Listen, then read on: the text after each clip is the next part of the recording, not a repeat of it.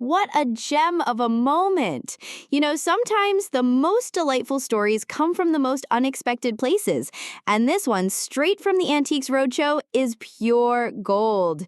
We're all familiar with the show for its incredible finds and fascinating histories, but recently, host Fiona Bruce found herself in stitches thanks to the quick wit and charm of a 100-year-old Second World War veteran named Hazel Halter. And honestly, it's the kind of story that just makes you smile.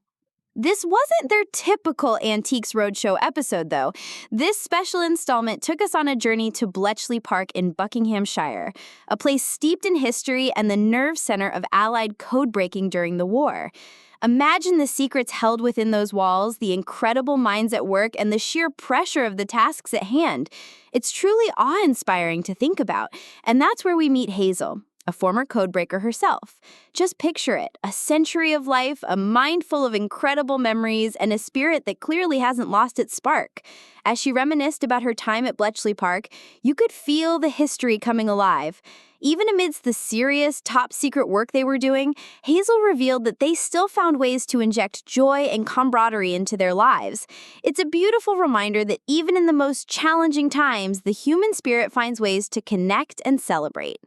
Fiona, with her usual grace and engaging style, set the scene perfectly, asking Hazel to paint a picture of life at Bletchley Park. Hazel, with that twinkle in her eye, began to share her experiences. She explained how she and 5 other women lived and worked closely together. On the whole, there was 6 of us who kept to ourselves. We lived together, she recalled.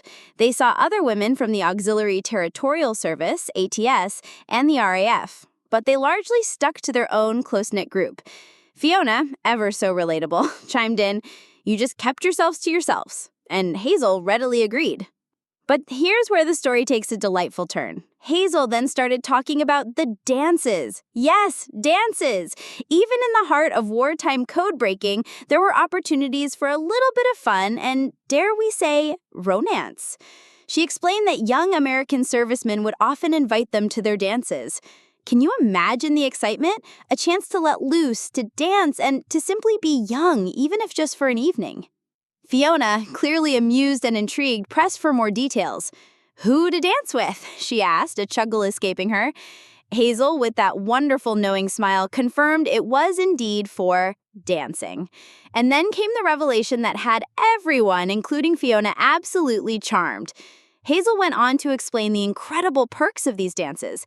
Then they'd present us with a corsage and a pair of nylons. Tights, she shared. Just think about that for a moment. Nylons. In wartime, these were a true luxury, a rare and coveted item. "We'd never had nylons before," she exclaimed, and you could almost hear the collective gasp of understanding from anyone who knows a bit about the scarcity of such items during that era. It wasn't just about the dance, it was about these little gestures, these small tokens of appreciation and glamour that must have felt like pure magic. But Hazel, being the wonderfully sharp centenarian she is, wasn't done yet. She continued, "So we used to go to these dances. After that, there were other things they wanted which we weren't prepared to give." That's the line that sent Fiona Bruce into a fit of laughter, a genuinely unscripted moment of pure joy and amusement. You could see the realization dawn on Fiona's face, her shoulders shaking with mirth. It was a perfectly delivered, utterly charming, and subtly suggestive comment that highlighted Hazel's incredible spirit and zest for life, even at 100 years old. Fiona, wiping away tears of laughter, managed to compose herself enough to reply with a knowing smile, "I get the general idea." And Hazel, with that impish grin that clearly hasn't faded with a century of life, playfully added, "I think you do." This moment wasn't just about a funny exchange. It was a beautiful testament to resilience, joy, and the enduring human spirit. Hazel Halter, a true hero of her time, reminded us that even in the most demanding circumstances, there's always room for a little bit of fun, a little bit of sass, and a lot of memorable moments. It's stories like this that make shows like Antiques Roadshow so much more than just a glimpse into the past. They're a vibrant connection to the lives, laughter, and incredible experiences of those who came before us. What a remarkable woman. And what a gift it is to hear these stories directly from the people who live them. It truly makes you wonder what other incredible tales are out there, waiting to be shared, doesn't it?